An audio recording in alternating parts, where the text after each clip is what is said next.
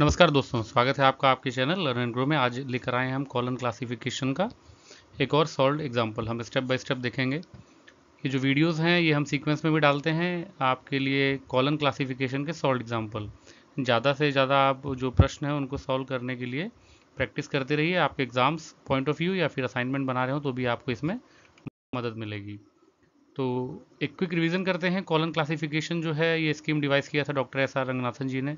पहला एडिशन आया था 1933 में। लेटेस्ट एडिशन जो है 7वां चल रहा है, परंतु आप लोग जानते ही होंगे कि वाइडली यूज जो है 6वां एडिशन है जो कि पब्लिश हुआ 1960 में। जो सब्सक्राइबर इन वीडियोस के फॉर्मेट को जानते हैं या पहले वीडियो को देख चुके हैं वो इस पार्ट को स्किप कर सकते हैं, क्योंकि मैं अपने सभी कॉलम क्लासिफिकेशन एग्जाम्पल में ये कुछ पॉइंट्स है मैं बार बार रिपीट करता हूँ ताकि आप लोगों को याद भी हो जाए। तो जो 6वां एडिशन है कॉलन क्लासिफिकेशन का, उसमें पार्ट 1 में रूल्स आता है, पार्ट 2 में शेड्यूल्स, पार्ट 3 में क्लासिक एंड सेक्रेड बुक्स के लिए जगह दी गई है।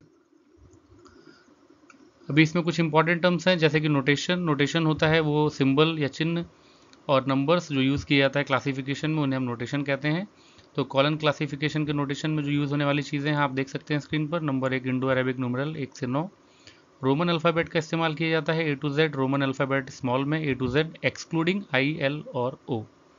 ग्रीक लेटर्स का भी इस्तेमाल होता है, डेल्टा और sigma, parenthesis, punctuation marks, indicator digit हैं total 6, inverted comma, dot etcetera. और आप नीचे देख सकते हैं colon, semicolon, comma, hyphen, zero as an indicator digit और एरोस का भी इस्तेमाल किया जाता है। तो नेक्स्ट हम देखेंगे, इसमें आती है हमारी मेन क्लासेस। आपके स्क्रीन के सामने है, आप स्क्रीनशॉट भी ले सकते हैं। जो main classes doctor S R Ranganathan ji ने डिस्क्राइब की हुई हैं इसमें, वो ये सारी मेन क्लासेस हैं। पूरा यूनिवर्स ऑफ नॉलेज यानी कि कोई भी टाइटल हो, कोई भी सब्जेक्ट हो, वो इन्हीं सब मेन क्लासेस के अंतर्गत आती है। नेक्स्ट आप देखेंगे fundamental categories. As a student या प्रोफेशनल, आप जो कोई भी हो डियर सब्सक्राइबर, ये सारी चीज़ें कॉलन क्लासिफिकेशन के बारे में आपको ज़रूर पता होनी चाहिए, ये बेहद इंपॉर्टेंट चीज़ें हैं। फंडामेंटल कैटेगरीज होती हैं जो भी टाइटल या सब्जेक्ट होता है उनको कितने टुकड़ों में बांटा जा सकता है। PMEST, personality, matter, energy, space, time. इनके इंडिकेटर डिजिट्स हैं, कॉमा, सेमीकॉलन, कॉलन, डॉट और इन्वर्टेड कॉमा। इनके सिंबल जो यूज़ किए जाते हैं वो PMEST के फॉर्म में किए जाते हैं। अब आपके सामने स्क्रीन पर है फंडामेंटल कैटेगरीज PMEST। आप देख सकते हैं इस टेबल में 1 से लेकर 5 तक। पर्सनालिटी में कौन कौन से एस्पेक्ट कवर होते हैं उनका डिस्क्रिप्शन लिखा हुआ है। मैटर में, एनर्जी में, स्पेस में, टाइम में। फॉर एग्जांपल एनर्जी के लिए हम उन शब्दों का चुनाव करते हैं जो कि एक्शन को डिनोट करते हैं। तो आइए समय वेस्ट ना करते हुए इस वीडियो को आगे बढ़ाते हैं। तो हम बात करते हैं steps for classification. Ranganathan has prescribed 8 steps for practical classification. अगर आप बिगिनर हैं या प्रोफेशनल भी हैं तो अगर आप इन सभी 8 स्टेप्स का इस्तेमाल करेंगे तो आप कोई भी प्रश्न आए उसको आसानी से सॉल्व कर सकते हैं। स्टेप 0 जैसे देखिए, raw title, full title, kernel, analyse, transform, title in standard terms, title in facet numbers और क्लास नंबर। इन्हीं 8 स्टेप के द्वारा हम कॉलम क्लासिफिकेशन को सॉल्व करते हैं। तो फ्रेंड्स, आज का हमारा जो एग्जांपल है, टाइटल है, वो है export of textiles from India. आज हम इसको स्टेप बाय स्टेप इसका सॉल्यूशन देखने वाले हैं। स्टेप 0 आप सभी जानते हैं, रॉ टाइटल होता है, title given on the title page of the book. तो हम टाइटल जो है export of textiles from India उसको वैसा ही लिख देते हैं। नेक्स्ट आप देखेंगे जो हमारा स्टेप 1 है, full title which expresses the subject content of the book. यानी कि टाइटल देखकर आपको जो भी सब्जेक्ट समझ में आता है कि किस भी विषय से ये जो टाइटल दिया गया है वो संबंधित हो सकता है। तो इस टाइटल में हमारा जो मेन क्लास है वो इकोनॉमिक्स है, तो हमने लिखा main class economics, export of textiles from India. Next अगर हम देखें तो स्टेप 2 जो है kernel title, remove all the auxiliary terms, preposition, conjunctions and articles and kernel the central और most important part of something. यानी कि जो भी हमने अभी तक लिखा है उसमें से जो भी ऑक्सिलरी टर्म्स है उनको हमें हटाकर लिखना है। तो इसमें आप पाएंगे मेन क्लास इकोनॉमिक्स, एक्सपोर्ट के बाद हमने ऑफ हटा दिया और टेक्सटाइल्स के बाद फ्रॉम, तो हमने उसको जैसा कर्नल टाइटल में लिखना था स्टेप 2 में हमने लिख दिया। नेक्स्ट आप देखेंगे स्टेप 3 में जो है एनालाइज टाइटल। इस स्टेप में सबसे इम्पोर्टेंट काम है हमारा फंडामेंटल कैटेगरीज को निकालना। फंडामेंटल कैटेगरीज आप लोग जानते ही हैं, PMEST 5 फंडामेंटल कैटेगरीज हैं उसके लिए।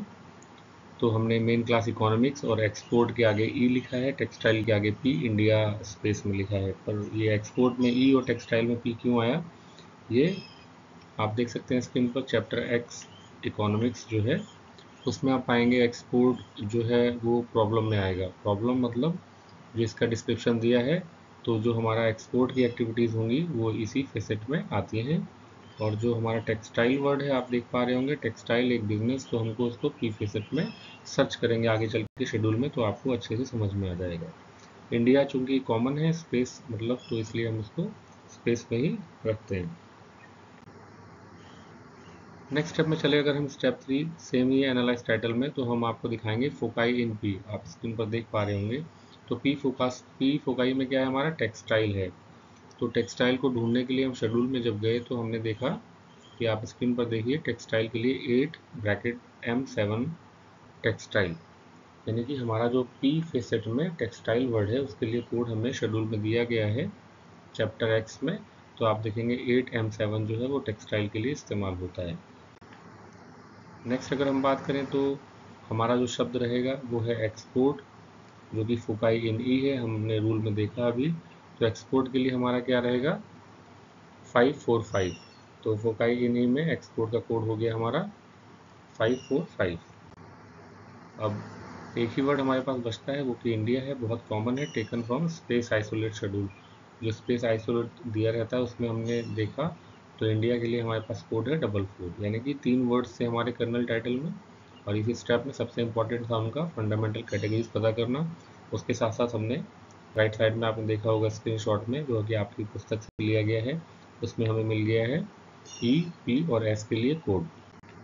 तो आइए आगे बढ़ते हैं। तो इसमें एक स्टेप पीछे देखेंगे अगर हम, तो कोड्स फॉर फेसेट जो अब तक हमने इकट्ठा कर लिया है डेटा, वो आप देखिए इकोनॉमिक्स मेन क्लास एक्स होता है, एक्सपोर्ट पी के लिए 545, टेक्सटाइल पी के लिए 8M7 और इंडिया स्पेस के लिए 44। इसका आप या तो स्क्रीनशॉट लीजिए या फिर लिख भी लीजिए अगर आप प्रैक्टिस कर रहे हैं साथ साथ। और आप लोगों से एक रिक्वेस्ट है कि प्लीज़ सब्सक्राइब शेयर लाइक और कमेंट ज़रूर करिए। कोई भी डाउट हो, कुछ समझ में ना आ रहा हो तो आप लोग कमेंट करिए, उसका रिस्पॉन्स तुरंत मिलेगा।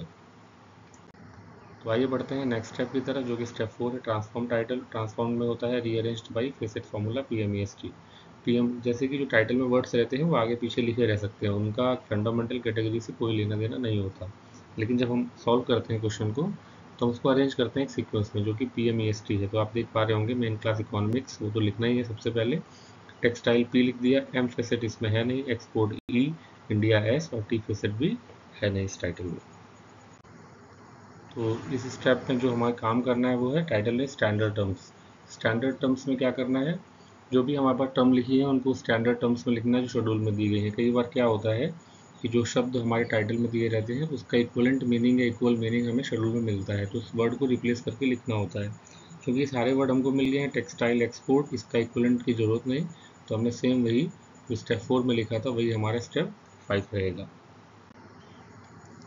नेक्स्ट में चले हम स्टेप 6 में टाइटल इन फोकल नंबर्स। इसमें क्या करना है, टर्म्स को क्लास नंबर से रिप्लेस कर देना है। तो इकोनॉमिक्स के लिए एक्स 8M7 आ गया, टेक्सटाइल के लिए 545 आ गया, एक्सपोर्ट के लिए और इंडिया के लिए 44।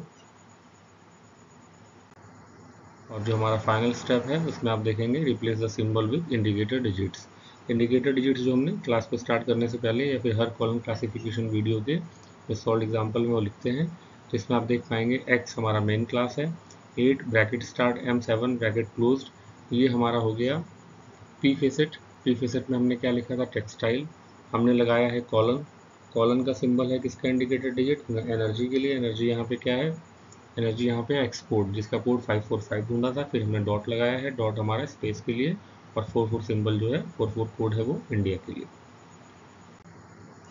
प्रैक्टिस क्वेश्चंस के लिए आप इन दोनों को सॉल्व करिए, import of paper two Germany और अगला है एक्सपोर्ट एंड इंपोर्ट आइडियाज़।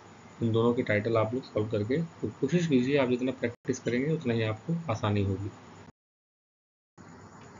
और finally thanks for learning, please share subscribe like and comment, thanks.